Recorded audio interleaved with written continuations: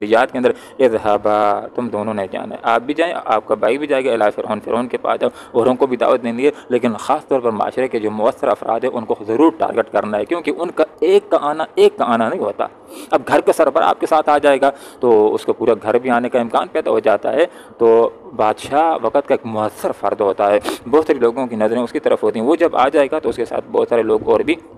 آ جائیں گے۔ تو فرعون کے پاس جاؤ، وہ ظالم ہے، سرکشی کے اوپر اترا ہے اور اپنے آپ کو اتنا کچھ سمجھتا ہے کہ اس نے خدائی کا دعویٰ کر دیا ہے۔ فقولا له قولا لینا، اب دیکھیں خطرناک ترین انسان ہے،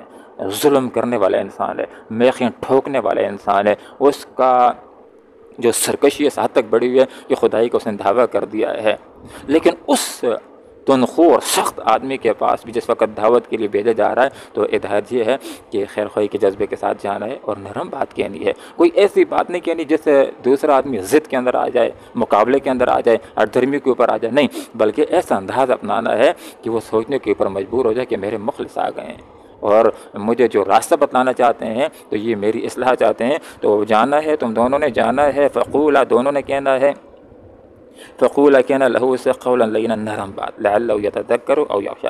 شاہد کہ وہ نصیحت پکڑے او یخشی، یا ڈر جائے۔ راہ راست کے اوپر کسی بندے کے آنے کی دو ہی طریقے ہوتے ہیں، پہلا یہ ہوتا ہے کہ اس کو یہ بات کہی جاتی ہے کہ یہ کام ہے کر لو، اس میں تمہارا یہ فائدہ ہے، کلمہ پڑھ لو گے، دنیا کی زندگی بھی تمہاری حسین ہوگی، اللہ بھی راضی ہو جائے گا، آخرت میں جنت ملے گی۔ تو بہت سارے لوگ ہوتے ہیں بشارت کی وجہ سے، نصیحت کی وجہ سے راہ راست کے اوپر آ جاتے ہیں۔ کچھ لوگ ایسے ہوتے ہیں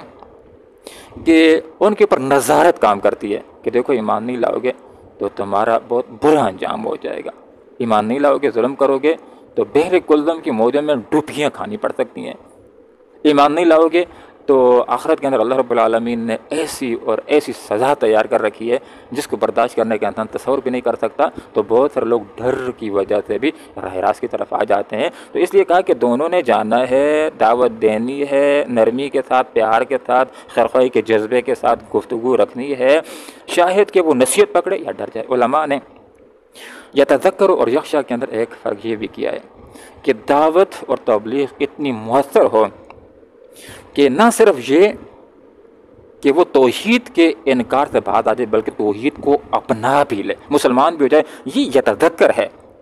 اور یخشی یہ کہ اگر ایمان نہیں لاتا، توحید کو اختیار نہیں کرتا تو کم از کم توحید کا انکار کرنے سے بات آ جائے، مخالفت نہ کرے۔ ایک آدمی اگر حامی نہیں بنتا، مخالف بھی نہ ہو تو تب بھی اتنا نقصان نہیں ہوتا، تو کم از کم مخالفت نہ کرے۔ کوئی مسلمان ہونا چاہتا ہے اس کو مسلمان ہونے سے نہ روکے اور ظلم سے باز آ جائے۔ علماء نے یتذکر اور یخشی کے اندر ایک فرق یہ بھی لکھا ہے۔ یتذکر کا مطلب یہ ہے کہ بس دعوت رکھی جائے اور قبول کر لے بغیر معجزات کا مطالبہ کی، جیسے حضرت ابوبکر صدیق کے سامنے دعوت رکھی گئی، انہوں نے دعوت قبول کر لی۔ اور یخشی کا مطلب یہ ہے کہ معجزات دیکھنے کے بعد ایمان لائے۔ تو پہلا درجہ جو ہے وہ اعلیٰ درجہ ہے کہ بس دعوت سن لی جائے، اچھی بات ہو تو آدمی قبول کر لے، اور دوسرا درجہ وہ ادنا درجہ ہے۔ وَاسْتَنَعْتُكَ